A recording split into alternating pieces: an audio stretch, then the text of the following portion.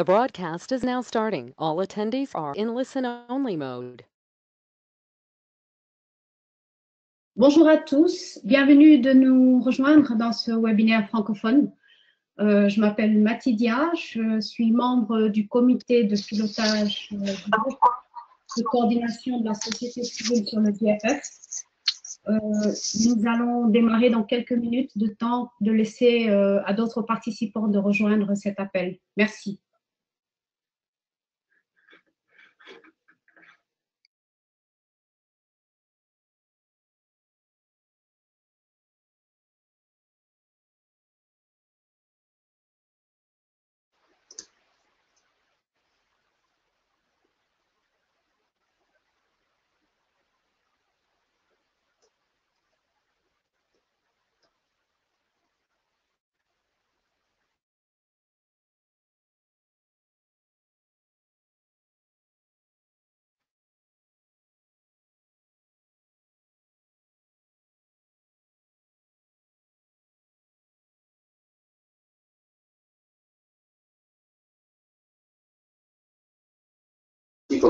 Présentation.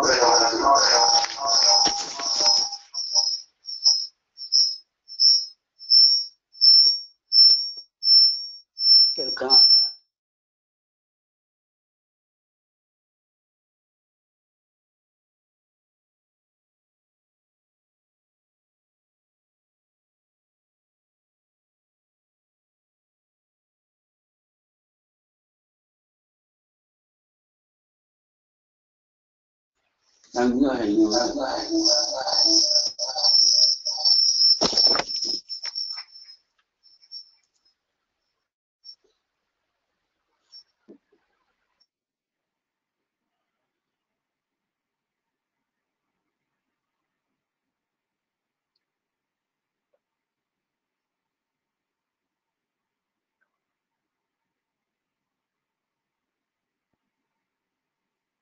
Appela.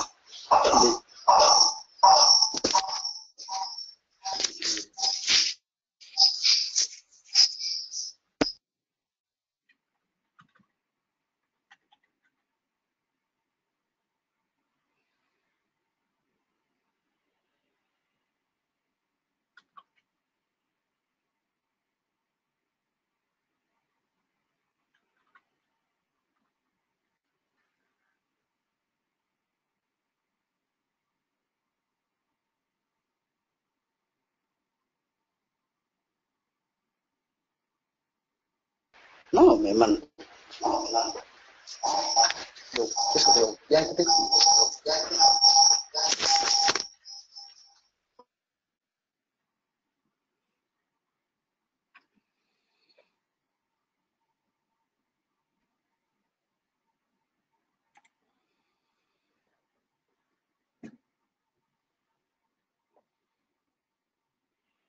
Rebonjour à tous, j'espère que nous avons quelques participants en ligne.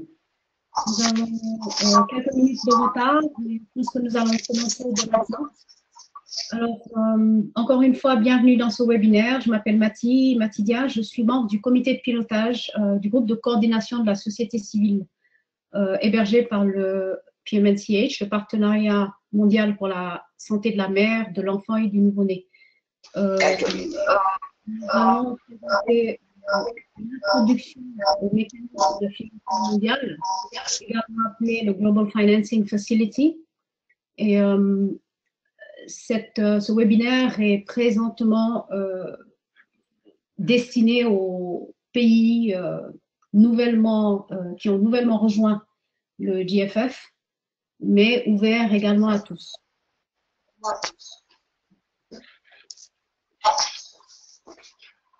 Donc, pour ce qui est de l'agenda, on a Monsieur Luc Laviolette du secrétariat du GFF à Washington DC qui va nous donner un aperçu du GFF à ce jour. Ensuite, je vous donnerai un aperçu de l'engagement de la société civile dans les différents pays du GFF. Et nous avons la chance aujourd'hui d'avoir la participation de Monsieur Moussa Mané directeur des programmes de l'ASPEF, l'Association sénégalaise pour le bien-être familial, et Monsieur Fogué Foguito de Positive Generation au Cameroun. Ils vont partager les leçons apprises et les expériences dans le processus du GFF de la société civile. Ensuite, je vous ferai une revue des outils et des ressources que nous avons à ce jour pour la société civile dans les différents pays. Et suite aux présentations, nous allons procéder à des questions et réponses. Ce que nous aimerions, si possible, c'est que vous puissiez taper à droite, en bas à droite, il existe une boîte de discussion. Donc, s'il vous plaît, vous avez des questions qui viennent, veuillez, s'il vous plaît, taper ces questions dans cette petite boîte.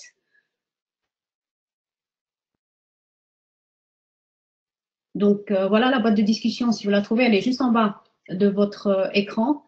Je vous remercie de vouloir taper votre nom, votre prénom et le nom de votre organisation pour qu'on puisse répertorier ces questions.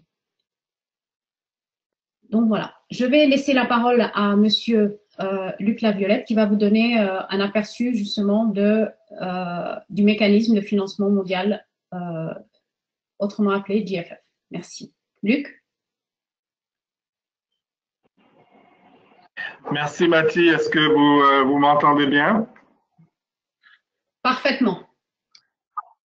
Très bien, merci. Donc, je vais essayer d'être assez bref parce que je crois que la période de discussion et de questions-réponses sera très importante. Pourquoi le GFF a été créé? Il y a deux grandes tendances en fait, avec la revue en matière de santé maternelle et infantile. Pour les objectifs millénaires du développement, on s'est aperçu évidemment que les progrès étaient insuffisants, mais aussi que les sources traditionnelles de financement ne suffisent pas à combler ce déficit, mais aussi que du point de vue du côté du monde du financement, la situation a beaucoup changé. L'aide au développement se situe quand même à des niveaux records, mais elle ne représente qu'une fraction des financements privés provenant d'envois de fonds de l'étranger et des flux d'investissements étrangers directs. Et souvent, les financements nationaux dépassent de loin les financements externes, alors qu'on a souvent la tendance à se focaliser sur l'aide publique au développement. Donc, on a besoin en fait d'un nouveau modèle de financement du développement pour la santé de la mère et de l'enfant, et c'est ce qui a mené à la création du GFF. Prochaine diapo.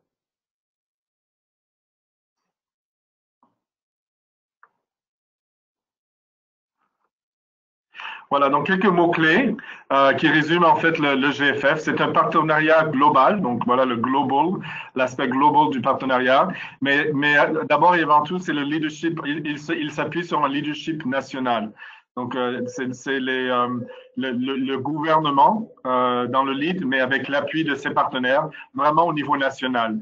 Et les ressources du fonds fiduciaire GFF, il y a un fonds fiduciaire du GFF, sont là pour catalyser les autres financements au niveau national. Il y a un plan de mise en œuvre priorisé qu'on appelle le dossier d'investissement. Il y a un accent particulier sur l'harmonisation, donc pour des appuis des différents partenaires, non seulement les bailleurs, mais tous les types de partenaires, et cela pour accroître l'efficacité. Un accent particulier sur la mobilisation des ressources durables en se focalisant sur 4 types de ressources. Les ressources propres, donc les ressources nationales du gouvernement, les ressources de la Banque mondiale, qui font un peu partie de l'enveloppe des ressources nationales, et je pourrais expliquer pourquoi. L'aide extérieure alignée, donc ça c'est plutôt l'aide traditionnelle, mais aussi le secteur privé. Il y a au niveau de chaque pays un comité de pilotage qui est souvent basé ou qui est l'extension d'un comité existant, qui assure le développement ou qui coordonne le développement du dossier d'investissement, mais aussi le suivi commun des résultats, l'apprentissage et les ajustements. Et dans ce comité, il y a un apport important on voudrait voir un apport important de la société civile. Le GFF, il comprend en ce moment 26 pays, dont 16 qui se sont joints à différents moments depuis 2014 et 10 qui viennent de se joindre, donc ce sont ceux en rouge sur l'écran qui se sont joints en novembre 2017. Ces 26 pays représentent 59% du déficit de financement de tous les 67 pays qui sont éligibles au GFF. Il y a trois grands thèmes dans l'approche du GFF. Si on peut cliquer 3 fois maintenant pour que le reste de la diapo apparaisse, s'il vous plaît. Donc, pour la priorisation, c'est vraiment une question d'identifier les investissements prioritaires pour les résultats de santé de la reproduction, de la mère néonatale, des enfants, des adolescents et la nutrition. Et là, c'est vraiment, on parle souvent de priorité des priorités. Parce que les pays ont presque toujours un plan priorisé, mais qui n'est pas entièrement financé. Et l'objectif, c'est d'avoir vraiment un plan super priorisé qui se focalise sur les ressources disponibles. Mais aussi l'identification des réformes prioritaires en matière de financement de la santé, donc pour avoir des résultats plus durables à long terme.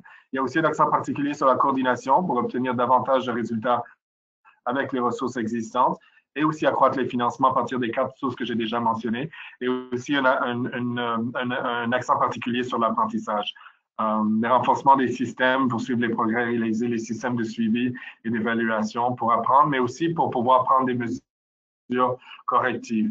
Tout ça pour accélérer les progrès réalisés en matière de santé, de bien-être des enfants et des adolescents, mais aussi donc à court terme, des résultats à plus court terme, et aussi des résultats à plus long terme pour mener des changements transformationnels à long terme des systèmes de santé, et particulièrement pour le financement, donc les systèmes de financement de la santé.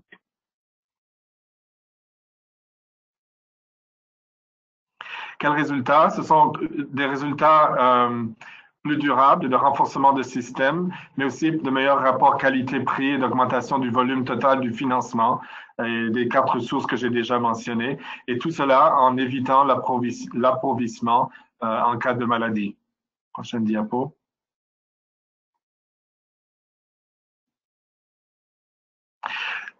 Pour ce qui concerne la mobilisation des ressources nationales, il y a 3 types d'approches qui sont appuyées par le GFF. Donc, tout un travail analytique pour évaluer les options en matière de mobilisation de ressources domestiques, par exemple, et l'analyse de l'espace fiscal. Mais peut-être encore plus important, parce que ce type d'analyse, il a souvent déjà lieu dans les pays. La deuxième approche, c'est vraiment de développer des approches de mobilisation de ressources domestiques. Donc, les stratégies, par exemple, de plaidoyer pour accroître la part du budget pour la santé. Et ça, c'est justement un exemple où la société civile a un rôle très important à jouer. Et fournir un appui pour la mise en œuvre, par exemple, l'assistance technique, afin de traduire les stratégies de haut niveau en plan de mise en œuvre. Donc, ce n'est pas que du travail analytique, mais aussi vraiment du plaidoyer et de l'assistance technique. Pour ce qui est de l'alignement, à gauche, on voit la situation qu'on retrouve souvent dans les pays où il y a une approche globale qui est en partie financée par le gouvernement, avec certains bailleurs qui sont là, soit avec des chevauchements entre eux, ou avec un peu de chevauchement avec ce que le gouvernement finance déjà, et le secteur privé qui se retrouve quelque part dans le portrait. À droite, c'est la situation qu'on voudrait retrouver après un engagement ou durant l'engagement avec le GFF, c'est-à-dire un plan commun, donc un camembert commun, où chacun prend une tranche du plan pour le finance. Donc le gouvernement, le fonds fiduciaire du GFF et les fonds de la Banque mondiale, donc l'IDA et la BIRD, les fonds de Gavi, Fonds mondial et les autres multilatéraux, comme par exemple la Banque africaine de développement, les bailleurs et le secteur privé. Et l'idée, c'est qu'on a tous le même cadre de résultats et on a une visibilité sur tout le financement et que tous ensemble, on revoit les résultats de ce financement commun. On évite les chevauchements et on crée des efficacités. Pour parler quelques minutes des ressources de la Banque mondiale et du Fonds fiduciaire du GFF, je vais encore mettre l'accent que ces fonds ne sont qu'une tranche du camembert. Je sais qu'on a souvent tendance à penser que GFF équivaut à projet Banque mondiale dans un pays. Ce n'est qu'une tranche de financement. Le jumelage des ressources des fonds fiduciaires GFF est fait avec les fonds de la Banque mondiale. C'est un cofinancement du projet du gouvernement qui est appuyé par la Banque mondiale. Donc, ça devient un financement, si on veut, commun. Et ça permet d'abord de mobiliser les ressources de la Banque mondiale pour la santé, parce que les ressources de la Banque mondiale qui sont rendues disponibles au pays le sont dans une enveloppe globale. Et donc, il n'y a jamais une garantie qu'il y aura une part de ces fonds qui seront alloués à la santé. Et donc, on utilise les fonds du fonds fiduciaire GFF pour catalyser justement les décisions d'allouer une partie de ces fonds à la santé. Donc, c'est une des raisons pour lesquelles il y a un jumelage entre le fonds fiduciaire GFF et le projet appuyé par la Banque mondiale. Mais aussi parce que ça permet au secrétariat d'avoir une approche de gestion un peu plus légère. Nous avons que 25 ou 26 employés au secrétariat. Ça nous permet de s'appuyer sur les systèmes de la Banque mondiale. Si on peut cliquer une autre fois pour la diapo. Donc, on a un accent aussi sur la mobilisation des ressources privées, du secteur privé. D'abord parce que si on regarde en haut à gauche, on voit que, vous le savez déjà, que dans plusieurs pays, il y a une part très importante des services qui sont de santé qui sont fournis par des entités privées. Et puis aussi, du point de vue financement, l'aide au développement, comme je l'ai déjà mentionné, n'est qu'une faible portion du financement qu'on retrouve dans un pays, souvent de loin dépassés par les sources de financement privé, mais qui ne sont pas toujours dirigés vers le secteur de la santé. Donc, le défi, c'est d'essayer de diriger ces ressources du secteur privé, des ressources financières du secteur privé, à travers les financements innovants, les financements complémentaires vers le secteur de la santé. Mais aussi, le secteur privé a une capacité d'innovation que l'on ne retrouve pas toujours au niveau du gouvernement. Et donc, c'est aussi de pouvoir catalyser cette capacité. Et ils ont aussi souvent une capacité, une expertise complémentaire à celle du gouvernement. Par exemple, les contrats pour les services sanitaires essentiels, mais aussi, par exemple, les chaînes d'approvisionnement en produits médicaux.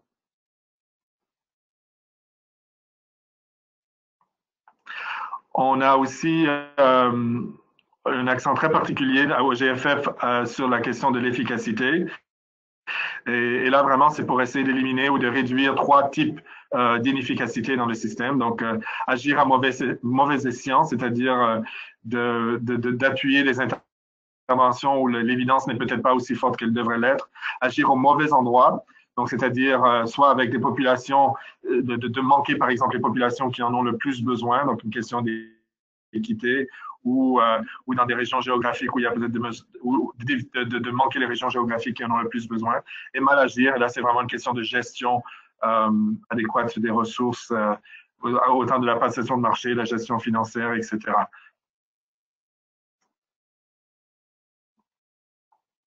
Là, si on peut cliquer, je crois, une autre fois, voilà.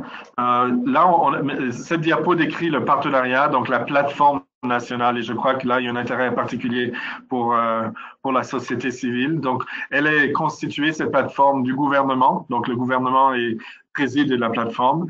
La société civile y participe, la but non lucratif, le secteur privé, les populations affectées, les agences multilatérales et bilatérales et les agences techniques. Souvent, comme je l'ai déjà mentionné, c'est une plateforme existante qui est modifiée pour les besoins du GFF. Et la modification, elle a souvent lieu au niveau de la société civile, qui n'était pas toujours présente, et le secteur privé. Donc, on encourage, on exige en fait que les pays aient cette plateforme plus inclusive. L'approche n'est pas prescrite quant à la forme. Comme je dis, elle s'appuie sur les structures existantes. Et il y a une diversité d'approches à travers les pays. Les rôles, c'est de préparer et finaliser les dossiers d'investissement et les stratégies de financement, d'encourager les financements complémentaires parce qu'en participant au processus, les financiers ont plus tendance à vouloir financer, pour donner l'assistance technique et aussi le suivi et l'évaluation.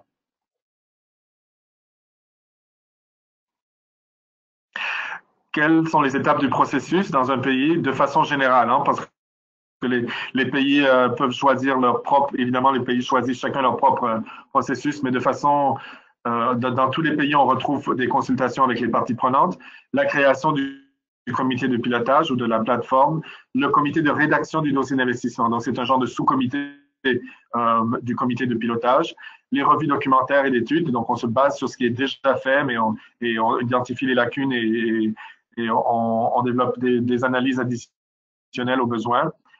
Évidemment, et il y a toute une série d'analyses qui peuvent avoir lieu, et là, je ne les ai pas notées dans la liste, mais on pourra en parler. Les consultations sur l'ébauche, et là, c'est un moment critique. Ce genre de consultation a lieu avec tout le comité de pilotage, mais peut aussi avoir lieu avec d'autres parties prenantes. la finalisation du document, donc du dossier d'investissement, l'approbation nationale, et je veux vraiment placer l'accent sur cela. Ce n'est pas un dossier d'investissement qui est approuvé par le secrétariat, il est approuvé au niveau national. Après, il y a la mise en œuvre du plan commun et la revue des ajustements aux besoins. Donc voilà, je reviens simplement sur les mêmes mots-clés pour résumer un peu la présentation. J'ai mentionné que c'est un partenariat global, c'est vrai, nous avons un comité d'investissement, il y a une série de partenaires que vous verrez sur la prochaine diapo, mais vraiment, il faut se focaliser sur le leadership national, sur ce qui se passe dans les pays, parce que c'est un mécanisme qui est vraiment mené par les pays. D'ailleurs, il a été en grande partie défini par les 4 pays pionniers. Il s'articule autour d'un plan priorisé qui s'appelle le dossier d'investissement, un accent particulier sur l'harmonisation pour accroître l'efficacité, la mobilisation de ressources durables de 4 sources, les ressources propres, la Banque mondiale, l'aide extérieure alignée et le secteur privé, et tout cela dans le cadre d'un comité de pilotage. Le rôle du secrétariat du GFF, donc j'ai mentionné que nous avons un secrétariat qui est basé à la Banque mondiale, nous sommes environ 25 personnes. Nous appuyons la gouvernance du GFF et comme j'ai mentionné, il y a un groupe d'investisseurs et un comité de fonds fiduciaires du GFF. Nous supervisons les ressources du fonds fiduciaire, donc tous les investissements dans les 26 pays. Nous gérons les opérations quotidiennes et puis nous appuyons le processus du GFF au sein des pays. En fournissant une assistance technique, nous avons des assistants techniques dans tous les domaines techniques concernés. Et nous avons aussi un groupe qui favorise l'apprentissage entre les pays. Et puis, nous appuyons aussi le suivi des résultats. Voilà, vous avez les logos des différents partenaires, les bailleurs, mais aussi les partenaires techniques et financiers. Et voilà, pour en savoir davantage, il y a les sites web. Merci beaucoup.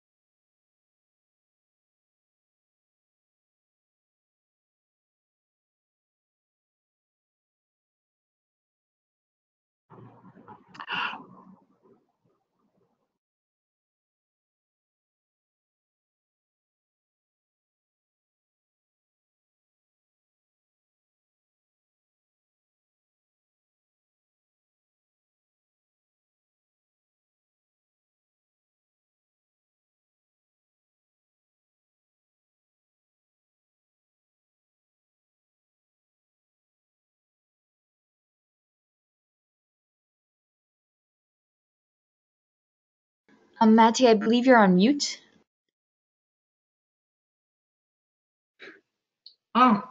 Je vous remercie, Luc, pour cette présentation.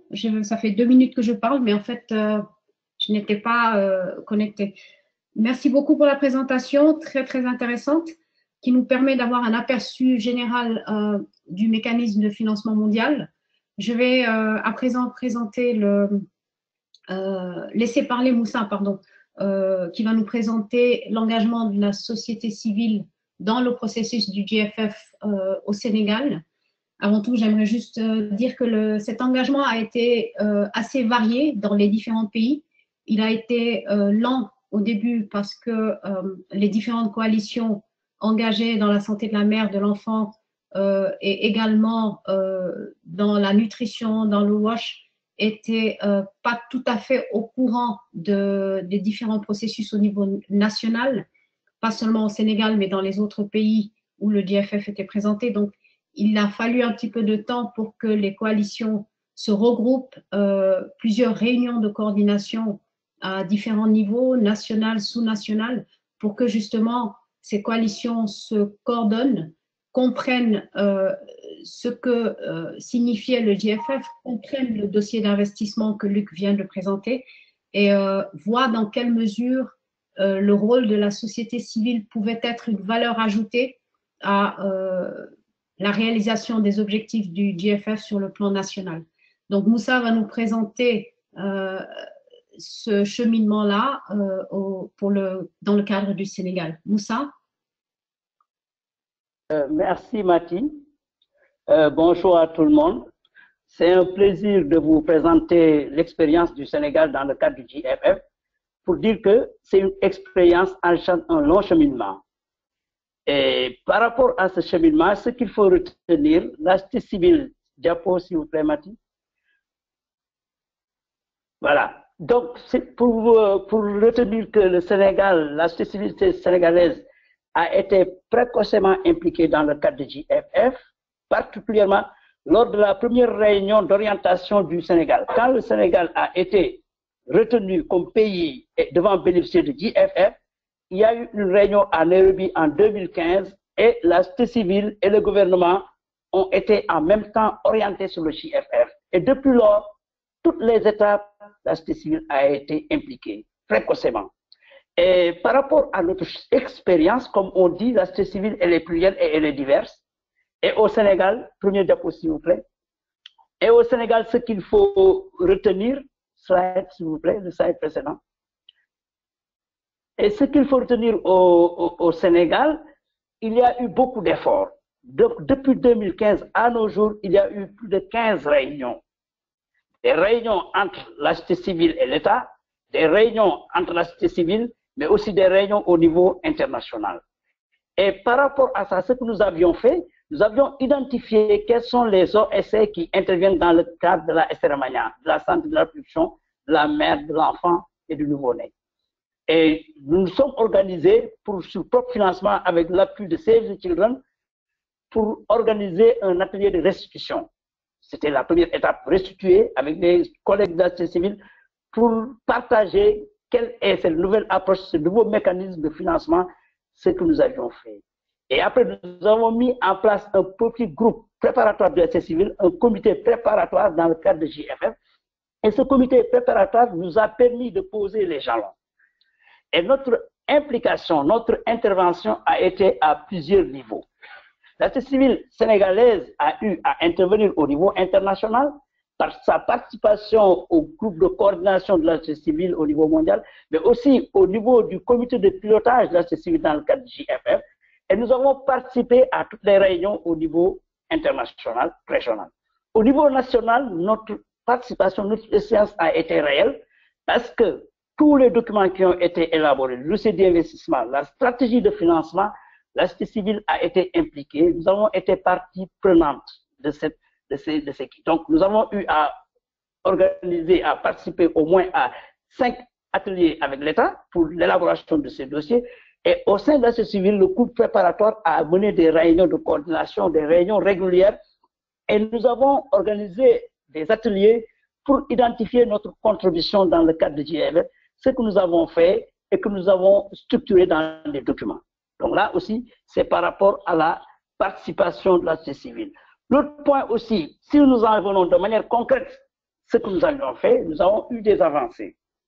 Par rapport au dossier d'investissement, la société civile a organisé un atelier qui a été facilité par Mme Matida et nous avons identifié nos forces, nos faiblesses, les opportunités et les menaces et nous avons tout consigné dans ce qu'on appelle une stratégie d'engagement. Et dans cette stratégie d'engagement, nous avons identifié quelles sont nos solutions stratégiques par rapport au GFF. Nous avons mis en place une charte de bonne gouvernance. Nous avons mis des mécanismes de coordination, de communication, des mécanismes d'enrôlement des organisations de la société civile. Et cela nous a permis d'avoir un document qui a été validé, consensuel, avec toutes les parties prenantes de la société civile. Et dans ce dossier, nous avons notre vision, notre mission. Nous avons décliné les modes de fonctionnement, comment nous allons organiser les réunions de coordination, les fréquences, et cela a débouché à une mise en place d'une gouvernance de la société civile pour le JFF qu'on appelle COSC-JFF. Et cette gouvernance-là a mis en place un comité directeur de 15 membres, dont vous voyez les logos, mais en même temps un bureau exécutif qui a été officiellement installé et qui a été partagé avec les partenaires. Et toujours dans l'autre point aussi plus important, la société civile, comme je vous l'ai dit, elle est plurielle. Nous avons élaboré un plan d'action budgétisé, validé, qui est intégré dans le dossier d'investissement et qui tourne autour de l'offre de services, qui tourne autour de la demande, autour du plaidoyer, de la veille citoyenne et de la mobilisation des ressources. Et ce plan d'action sera mis en œuvre techniquement par ce qu'on appelle des...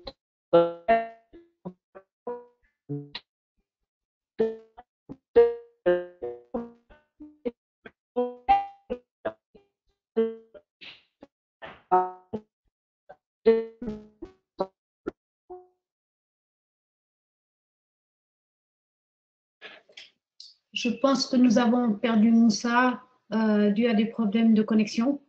J'espère qu'il va pouvoir se connecter afin de pouvoir terminer sa présentation. Moussa? Aux leçons apprises, la première leçon apprise est que une implication précoce de la société civile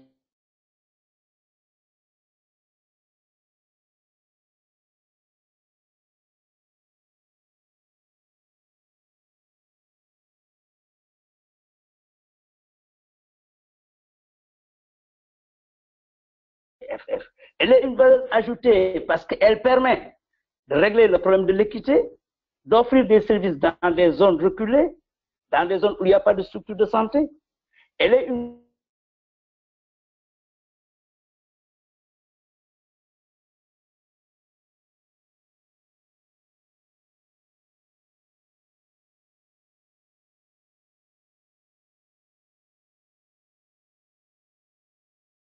la plateforme a organisé ce qu'on appelle un forum de mobilisation des ressources qui a été présidé par le président de la République. Et le président de la République, dans son discours, a formulé qu'il est prêt à mettre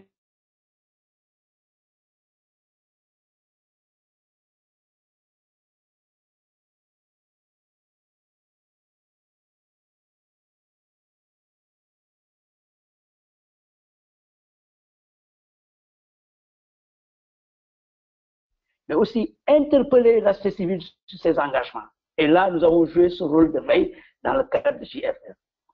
L'autre valeur ajoutée, c'est par rapport à l'amplification.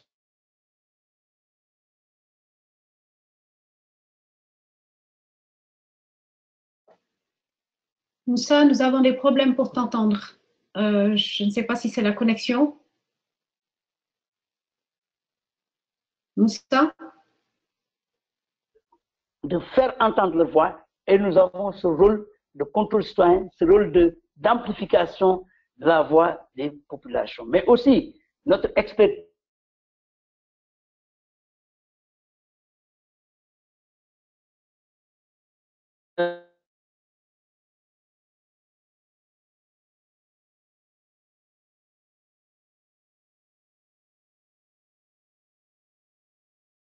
soit au niveau de l'offre de service, au niveau de la demande, au niveau du plaidoyer, au niveau, n'est-ce pas, de la version. Mais ce qu'il faut retenir, nous avons des défis. Et le premier défi,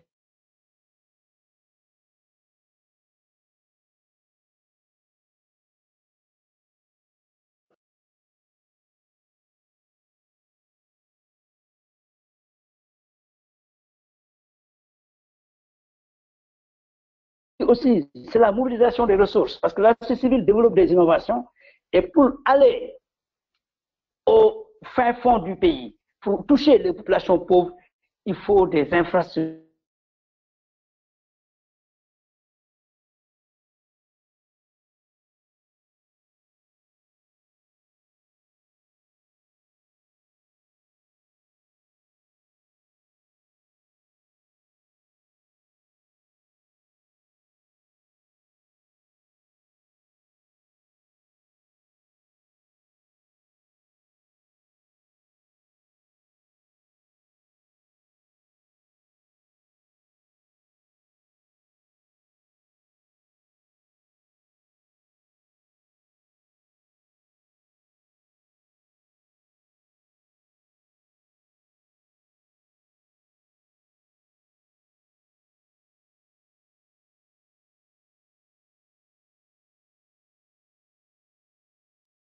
Allô, Martine? Allô? Oui, Moussa, on t'entend maintenant. est-ce que tu peux s'il te plaît, conclure pour qu'on puisse avancer? Tu parlais des défis. Allô?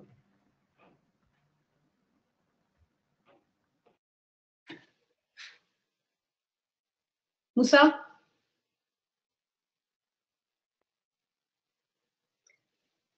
Je vous prie de nous excuser. Moussa était justement en train de parler des défis qu'ils ont au niveau du Sénégal. L'un des défis, c'est bien entendu la mobilisation des ressources. Le petit groupe qui travaille sur le GFF travaille sur la mobilisation de ressources, sur la redevabilité, sur la veille citoyenne.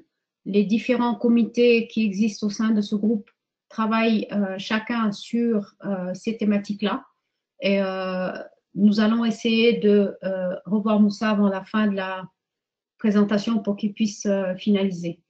Donc, ce que je vais essayer de faire, parce qu'il ne nous reste pas beaucoup de temps, c'est de vous présenter le cas du Cameroun. Fogué n'a pas encore été, il n'a pas pu se connecter, donc je vais brièvement parler du cas du Cameroun, qui est assez similaire au cas au Sénégal. Pour ce qui est du Cameroun, la société civile a été impliquée dès le départ à travers plusieurs organisations de la société civile, plusieurs réunions ont eu lieu au niveau du Cameroun et certaines ont été dirigées par la Banque mondiale, par le ministère qui a toujours impliqué les différents partenaires de la société civile.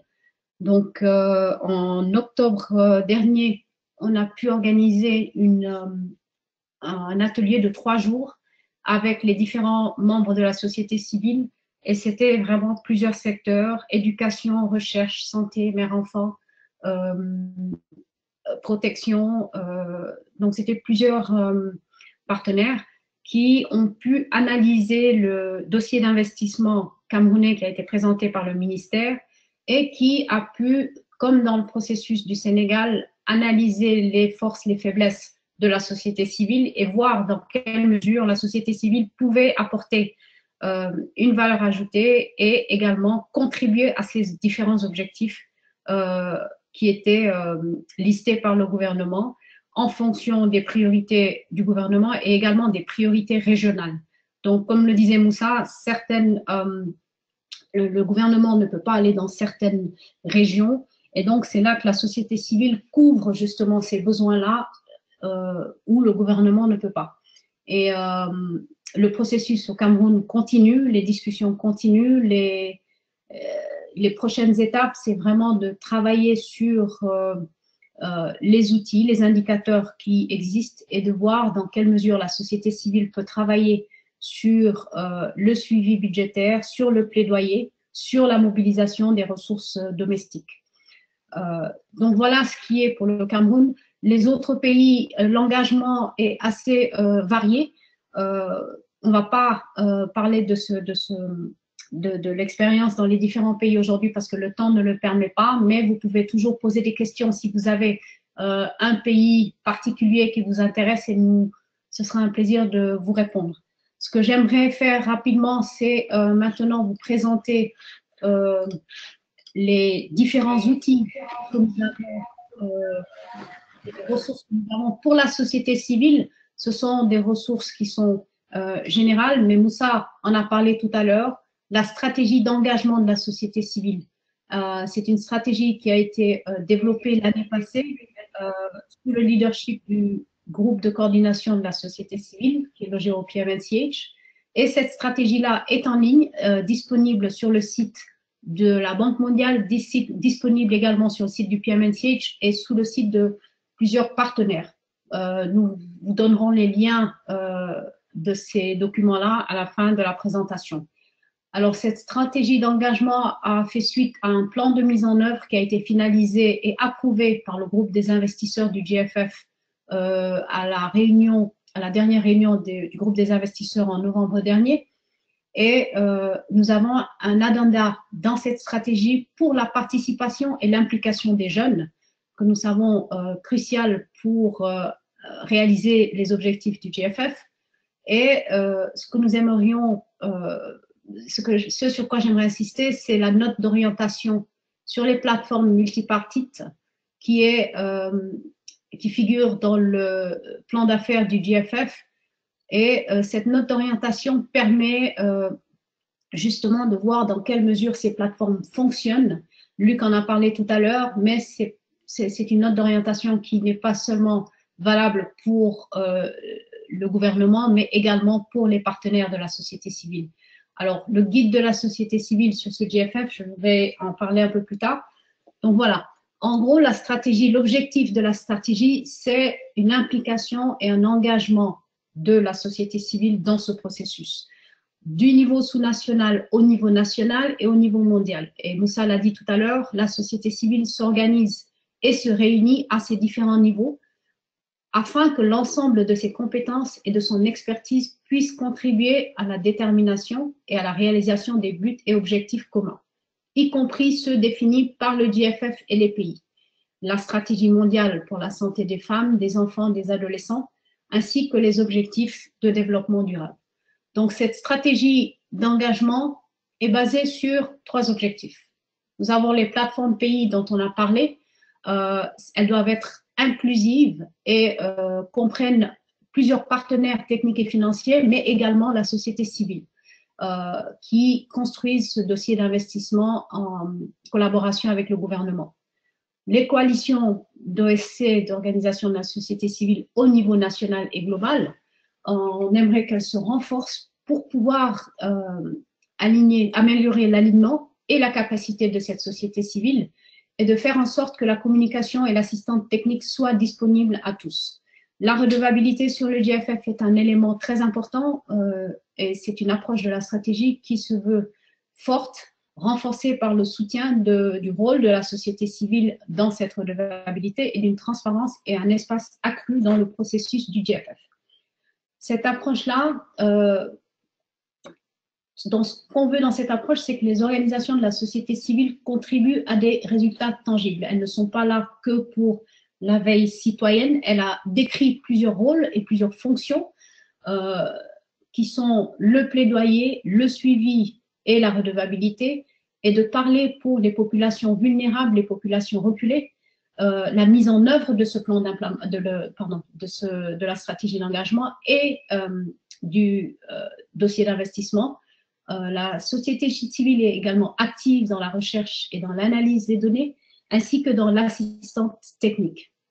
Donc, le plan de mise en œuvre est un cadre opérationnel pour pouvoir mettre en œuvre vraiment les objectifs des coalitions, des différentes coalitions de la société civile. Et c'est un plan de mise en œuvre qui est général, qui est disponible, mais qui est adapté en fonction des pays. Donc, ce que vous voyez là, c'est vraiment un résumé de ce plan de mise en œuvre qui existe également en ligne et qui sera partagé avec vous. Et les 3 objectifs sont vraiment ce qui a été dit avant. Les plateformes sont renforcées, les coalitions sont renforcées pour un meilleur alignement et des capacités. Et le 3e élément, c'est cette redevabilité dont j'ai parlé un peu plus tôt. Donc, c'est vraiment un résumé et chaque objectif a des résultats qui sont tangibles. Ces résultats-là, pour l'instant, sont très focalisés sur le processus, mais comme l'a dit Moussa tout à l'heure, chaque coalition de la société civile travaille sur un plan d'action qui est un peu plus concret, basé sur justement le dossier d'investissement qui a été développé dans le pays. Donc, l'agenda de la stratégie pour les jeunes, c'est vraiment que ces jeunes soient représentés, non seulement au niveau national, dans les coalitions, mais également au niveau mondial. Qu'on puisse partager les connaissances et renforcer les capacités des jeunes et qu'ils soient très impliqués dans les plans d'action nationaux des OSC. Les plateformes nationales multipartites, en tout cas dans ce qui concerne le Sénégal et le Cameroun, en font partie et également dans plusieurs pays où le GFF est présent. Et la redevabilité, beaucoup de jeunes aujourd'hui travaillent sur le suivi de redevabilité. Et voilà, on aimerait que ce soit effectif et qu'on insiste vraiment sur la participation des jeunes dans ce processus-là. Donc, pour ce qui est de la note d'orientation dont j'ai parlé tout à l'heure, c'est vraiment un élément où on veut que les plateformes nationales soient basées sur les principes d'efficacité du développement, qu'elles soient inclusives parce qu'elles sont essentielles à la mise en œuvre effective de la stratégie mondiale. Et cette note d'orientation permet également de souligner les normes minimales d'inclusion, de transparence, de participation et de redevabilité, non seulement entre le gouvernement et les différents acteurs, mais au sein même des partenaires et des acteurs engagés dans la santé reproductive, maternelle, de nouveau-né, de l'enfant et de l'adolescent. Donc voilà, pour ce qui est de la note d'orientation, ces principes-là, je viens de les aligner, inclusivité, redevabilité, transparence. La participation en fait également partie. Tout ça est dirigé par le ministère de la Santé. Comme Moussa l'a dit tout à l'heure, et c'est le cas dans plusieurs pays, ce leadership-là est assuré par le ministère qui invite et collabore avec la société civile à travers les différents agendas de travail. Donc, le guide de la société civile sur le GFF est aussi un outil qui est très utile. Comment s'engager dans le GFF? Quel est le différent processus? Et ce guide-là a été développé par PAI. Il est disponible en ligne et il est en cours de mise à jour. Donc, vous pouvez avoir accès à ce guide, le télécharger et voir comment vous pouvez vous engager de manière significative dans les différentes étapes de ce GFF. Il existe en français, en anglais et il existe en français également. Donc voilà, ce que je vais essayer de conclure en parlant du groupe de coordination de la société civile, qui est un groupe très large, qui est un groupe mondial. Tout le monde peut participer.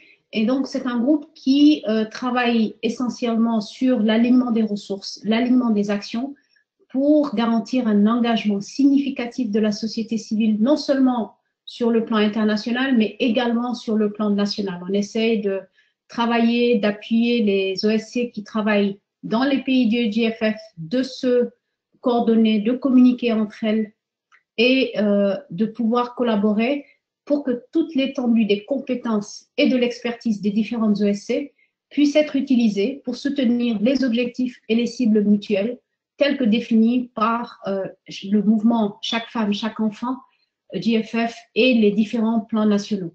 Donc, vous avez en bas de cette page l'adresse email de Susanna Heard, à qui vous pouvez écrire si vous désirez vous rejoindre à ce groupe. La participation est vivement encouragée. Ça vous permet de poser des questions, mais également de savoir ce qui se passe, d'avoir accès aux différentes informations qui circulent sur le GFF. Donc voilà, il existe également un groupe de coordination, de communication et de partage d'informations. On a ce Google Group, un groupe Google qui nous permet de partager des informations par rapport aux différents agendas et vous permet également à fournir des mises à jour et de poser des questions. Les webinaires comme celui-ci se produisent au moins 4 fois par année. On essaye d'en faire un en anglais, un en français, avant et après la réunion du groupe des investisseurs. Et on a également le bulletin bimensuel du African Health Budget Network, qui est aussi une source d'information assez importante. Pour l'instant, il est en anglais. Nous sommes en train de travailler sur une traduction ou une version en français pour que vous puissiez également avoir accès à ces informations dans vos différents pays. Donc voilà les différents membres du groupe de pilotage, du groupe de coordination de la société civile. Aminou Garba est justement le directeur de AHBN et Angela Mutunda. Ce sont les 2 représentants de la société civile auprès du groupe des investisseurs. Donc la liste est assez longue, mais pour ce qui est au niveau des pays, on a John Paul Omolo pour le Kenya, Fogé, Moussa, Victor pour la Sierra Leone. La liste est assez longue. Nous pouvons vous fournir les différents noms qui figurent justement dans les différents pays si vous avez besoin de ces informations.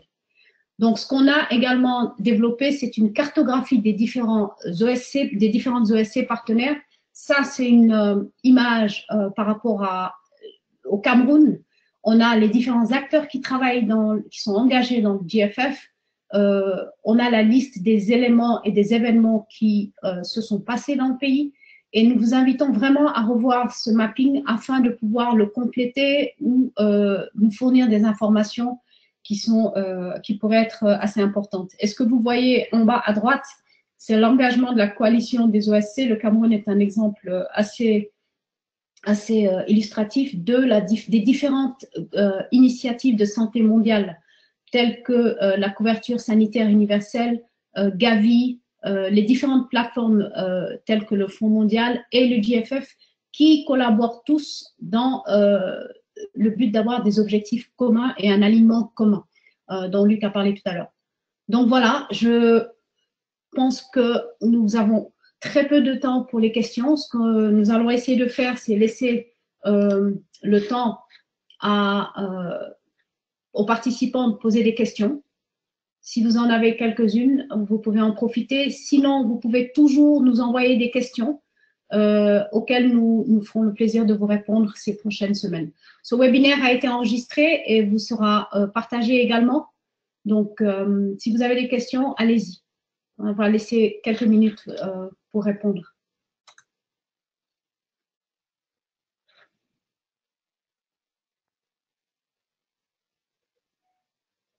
J'ai déjà une question par rapport à la participation du secrétariat qui va être adressée à Luc. Même s'il s'agit d'un processus dirigé par l'État, comment le secrétariat du GFF peut aider pour s'assurer que la société civile soit invitée à participer aux négociations?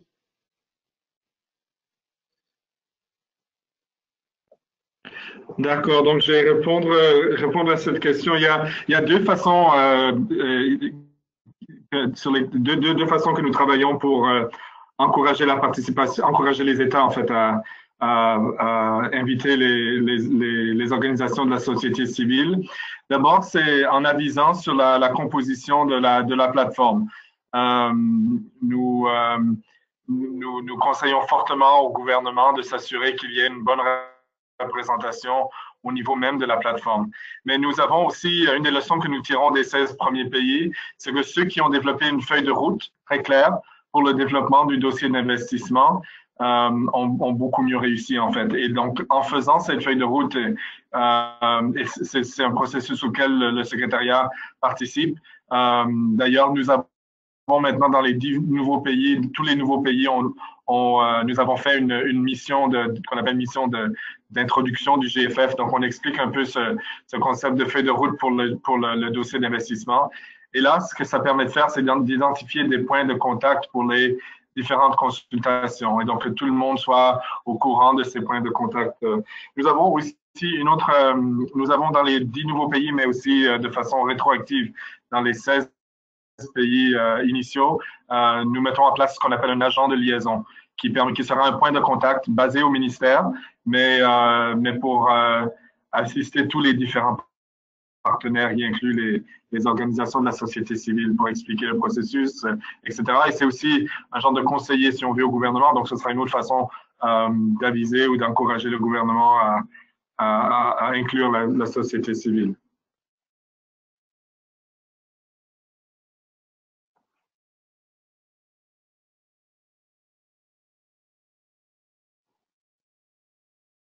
Mathie, on ne t'entend pas si tu parles. Je ne sais pas si tu es en mute. Oui, j'étais en mute. Merci beaucoup, Luc. La prochaine question, c'est y a-t-il un agenda pour les consultations à venir? Visite pays du secrétariat GFF dans les nouveaux pays bénéficiaires. En fait, il n'y a pas d'agenda prédéterminé. C'est justement la feuille de route pays par pays. Donc, la feuille de route de chaque pays qui va déterminer cet agenda. Et je voudrais vraiment mettre l'accent sur le fait que ce n'est pas le modèle classique de visite du secrétariat qui détermine le processus. C'est vraiment, donc il y aura certainement des activités qui auront lieu dans les pays sans que le secrétariat soit présent directement. Il y aura l'agent de liaison qui sera là, mais il faut vraiment se focaliser moins sur ce concept de mission qui vient de l'extérieur, mais plutôt un processus qui est mené par le pays même. Et c'est la feuille de route qui déterminera cela. Donc, les pays, dans les 10 nouveaux pays, ils sont présentement en train de développer leur feuille de route, justement. Merci beaucoup. La prochaine question est comment considérez-vous la contribution de la société civile est plutôt la contribution des utilisateurs au coût des intrants. Merci, j'ai vu justement la question et je me suis rendu compte en fait qu'on n'avait pas mentionné ce type de financement. Et c'est un peu parce que jusqu'à maintenant, on n'a pas, dans une des étapes pour la préparation du dossier d'investissement, c'est de faire un mapping des ressources, soit qui sont maintenant disponibles ou qui pourraient devenir disponibles. Et ce mapping, je crois que dans la plupart des pays n'a pas inclus les ressources qui peuvent être fournies par les organisations de la société civile. Et je crois que c'est une question de complexité parfois, mais il faut reconnaître qu'il y a certaines grandes organisations qui ont beaucoup de ressources. Et je crois qu'il faudrait encourager les 10 nouveaux pays à élargir leur champ, l'étendue en fait du mapping de ressources et d'inclure, par exemple, j'étais en République centrafricaine récemment, on encourageait d'inclure par exemple certains financements au moins de ceux qui voudraient partager l'information, les agences humanitaires qui en fait ont souvent beaucoup plus de financement que certains bailleurs bilatéraux. Donc c'est un aspect. Pour ce qui est des financements des ménages, si j'ai bien compris la question, c'est plutôt une question, évidemment on ne veut pas encourager l'augmentation de cette contribution, donc on veut plutôt essayer de la diminuer. Et donc, ça fait partie de l'analyse de l'équité, de l'analyse des dépenses catastrophiques, tout ce qui est, et donc tout ça dans le contexte de l'analyse du financement de la santé, on essaie en fait de diminuer l'apport des ménages. Il est inclus évidemment quand on fait une revue des dépenses publiques ou une revue des comptes publics, mais c'est pas une source de finances qu'on essaie d'augmenter. Alors que dans les autres cas, les différents types de financement sont des sources de financement qu'on essaie d'augmenter. Je crois que peut-être sur la question des financements des organisations de l'État, de la société civile, on avait peut-être présumé que certains de ces financements venaient des bailleurs bilatéraux et donc on le comptait à la source, mais je me rends compte aussi que pour plusieurs de ces organisations, le financement vient de bailleurs individuels, de dons individuels, et qu'il faudrait, à mon avis, il faudrait l'inclure. Merci beaucoup, Luc, pour cette information très utile. Je pense que j'aimerais également ajouter que la plupart des organisations de la société civile font actuellement un mapping des ressources disponibles, des ressources domestiques. Dans le cas du Sénégal, où j'étais en octobre, on a travaillé justement, on a fait cet exercice qui est encore en cours, hein, on n'a pas finalisé, mais les organisations qui étaient présentes ont parlé justement de faire ces ressources, de voir qu'est-ce que chaque organisation pouvait apporter justement dans ce plan d'action-là. Et c'est justement une des valeurs ajoutées dont Moussa a parlé tout à l'heure dans les différents pays. Chaque organisation de la société civile apporte des ressources qui pourraient justement contribuer à diminuer cet élément-là de financement justement personnel des ménages. Donc, je pense que c'est une question qui est assez ouverte et assez large, mais c'est quelque chose sur lequel la société civile travaille dans les différents pays. Donc, voilà. Je pense que nous n'avons plus de questions. On va essayer de voir. Voilà, je ne vois plus de questions. Si un des participants, un des organisateurs veut ajouter un mot ou deux avant qu'on puisse conclure, parce qu'il est passé 17 heures.